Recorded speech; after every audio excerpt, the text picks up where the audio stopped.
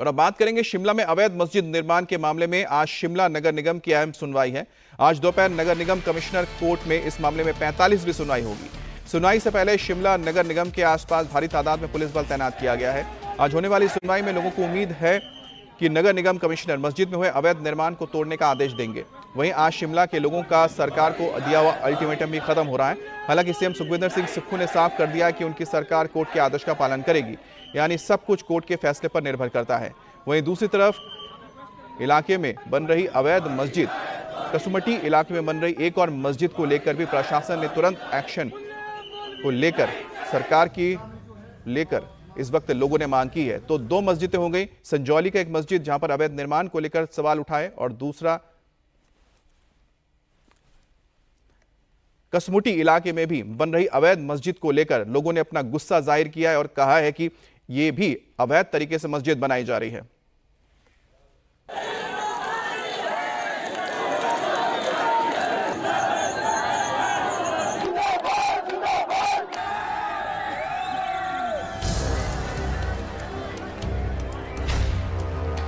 शिमला की संजौली मस्जिद पर आज आएगा फैसला।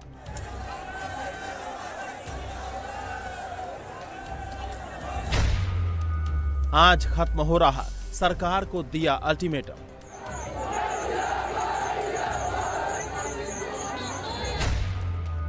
अवैध मस्जिद के खिलाफ फिर हिंदू सड़क पर उतरेंगे।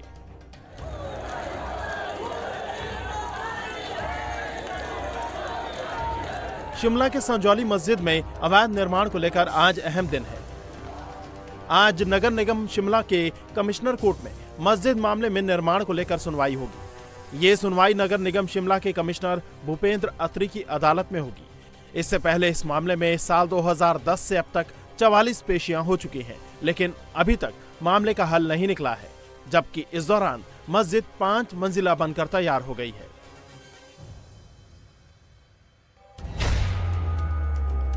आरोप है कि बिना अनुमति यहां स्ट्रक्चर तैयार किया गया है।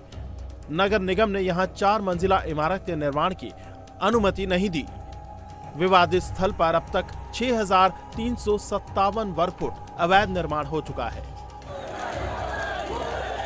वहीं सरकार से एक्शन की मांग को लेकर हिंदू संगठनों के अल्टीमेटम का भी आज आखिरी दिन है, क्योंकि हिंदू संगठन पहले ही ऐलान कर चुके हैं कि अगर सरकार फैसला नहीं करती तो फिर लोग अपने तरीके से मामले को हल करेंगे। वहीं संजौली मस्जिद में अवैध निर्माण को लेकर आवाज उठाने वाली मंत्री अनिरुद्ध सिंह भी मांग कर रहे हैं कि ऐसी इमारतों की पहचान हो जहां अवैध निर्माण किया गया है और उसे हटाया जाए।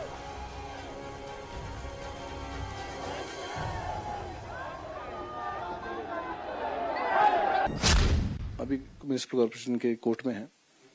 2010 से केस चल रहा है। 44 हियरिंग्स उसकी हो चुकी हैं।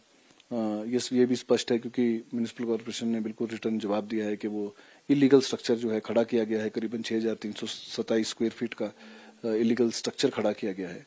और एज पर लॉ, न केवल मैं उस बिल्डिंग की बात करूंगा, शिमला को आज कंक्रीट जंगल बोला जा रहा है।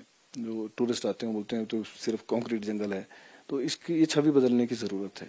तो न केवल एक बिल्डिंग की ये बात है, पूरे शिमला में क्या पूरे हिमाचल में, चाहे वो नगर निगम के क्षेत्र में है, चाहे वो नगर परिषद के क्षेत्र में है, चाहे वो टीसीपी के क्षेत्र में, टाउन एंड कंट्री प्लानिंग के क्षेत्र में कानून बने हैं, उसको सख्ती से इम्प्लीमेंट करा जाना चाहिए। जो अभी अवैध बने हैं, अवैध स्ट्रक्चर्स बने हैं और कानून के दायरे से बाहर हैं, उसके ऊपर जो है जल्द जो है सभी केस जो है फटाफट निपटा देने चाहिए।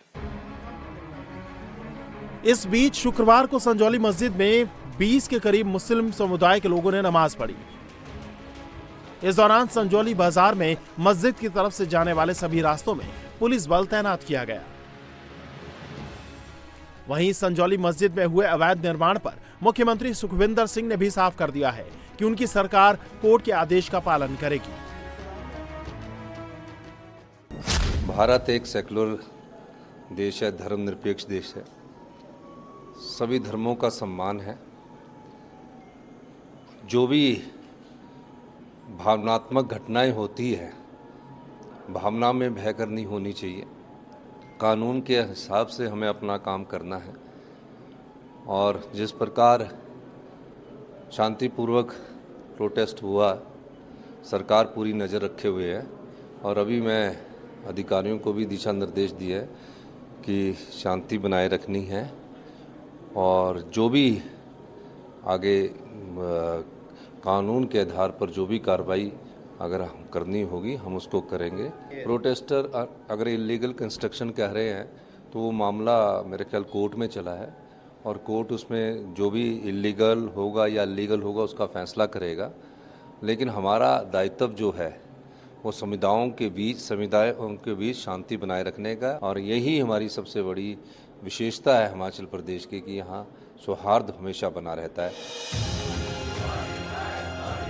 वहीं शिमला के कसुम्पटी इलाके में एक घर की जमीन पर अवैध मस्जिद बनाई जा रही है, जिसको लेकर इलाके के लोग लगातार प्रदर्शन कर रहे हैं। गुरुवार को यहां हजारों लोग सड़क पर उतर आए थे। लोगों की मांग है कि इस अवैध निर्माण को तुरंत गिराया जाए।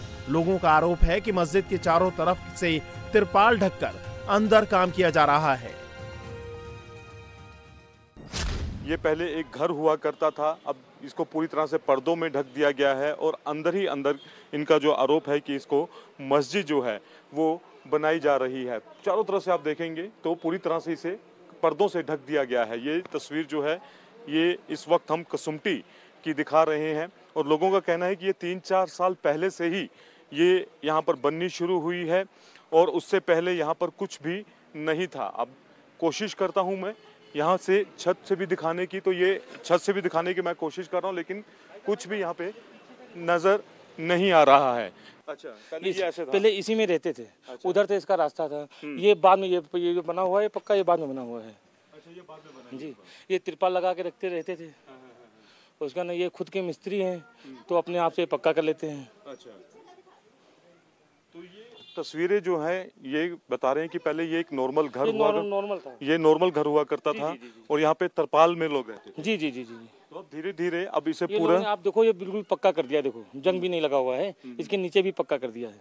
अंदर ही अंदर काम चल रहा है। जी जी जी जी। इलाके के लोगों का कहना है कि पहले ये एक लोकल मुस्लिम का मकान था, जिसको उन्होंने एक बाहरी शख्स को बेच दिया और यहां से चले गए। अब इस बिल्डिंग में लगातार कंस्ट्रक्शन हो रहा है और नमाज भी पढ़ी जा रही है, जिसकी वजह से इस इलाके में माहौल खराब हो रहा है। दिक्कत हम लोगों को क्या आ रही है कि हमारी माताएं बहनें यहाँ से रास्ते में ना दिन में गुजर सकती हैं जिस दिन ये नमाज पढ़ने आते हैं, और ना शाम के टाइम, रात को तो बहुत दिक्कत होती है। यहाँ पे पूरे में इकट्ठे होते हैं ये लोग, ग्रुप्स में खड़े होते हैं, कमेंटिंग करते हैं और पता ही नहीं इन लोगों का कोई आइडेंटिटी नहीं है कि ये लोग कहाँ से आ रहे हैं कहाँ से नहीं आ रहे। आज मल्याना में इतनी बड़ी घटना हुई है कि एक लोकल आदमी को मारा गया है, तो ये घटना कहीं भी हो सकती है। और वो कौन था, नाम उसका हिंदू नाम था, असली नाम जो है वो कोई बताते नहीं है। एटलीस्ट अपना असली नाम बताओ ना, क्यों हिंदुओं के नाम रख रहे हैं आप? माहौल ख़राब कर रहा है सारे उसमें, पूरे आज शिमला ही नहीं पूरे प्रदेश में आज इन लोगों ने ऐसा माहौल करके रखा है। लोगों का आरोप है कि यहाँ बड़ी संख्या में बाहरी लोग रह रहे हैं। बाहरी लोग अपनी पहचान छिपाकर काम कर रहे हैं। पकड़े जाने पर पेपर में उनका नाम अलग निकल रहा है। आए दिन बाहरी लोग महिलाओं और बेटियों के साथ छेड़छाड़ करते हैं। जो मांग स्थानीय लोगों की है, वही मांग सुक्खू सरकार में मंत्री अनिरुद्ध सिंह की भी है। उनका आरोप है कि शिमला में बड़े पैमाने पर बाहरी लोग रह रहे हैं, इनकी पहचान होना जरूरी है।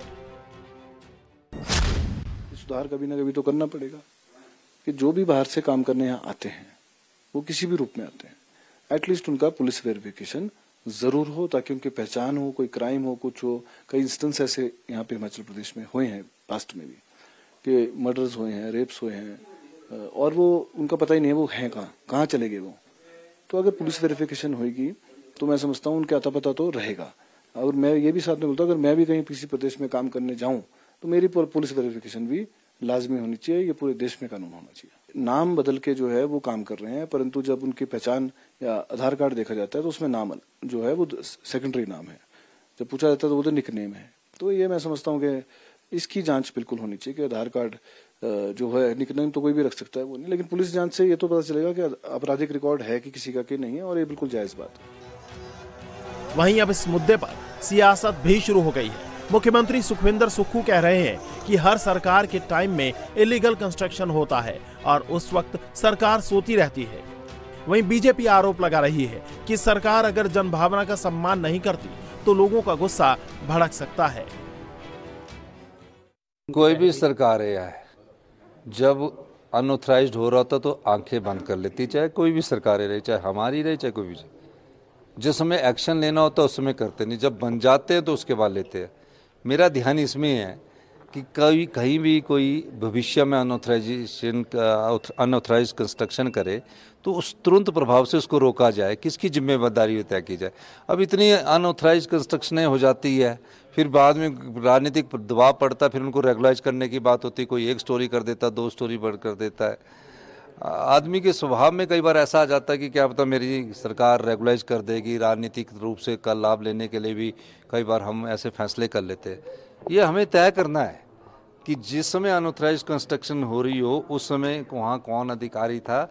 ये कुछ SOP बनाने की जरूरत है, मैं इस दिशा में जरूर काम करूँगा। बार बार मुख्यमंत्री जी इस सारी चीज़ को दाएं बाएं करने की कोशिश कर रहे हैं। जन भावनाओं का सम्मान मुझे लगता है कि ये भी आवश्यक है। कानून व्यवस्था ये प्रदेश सरकार का दायित्व है, उस दायित्व का निर्वहन उनको करना है। लेकिन फिर भी उसके बावजूद अगर वो अनऑथराइज्ड है और उसमें बड़े स्केल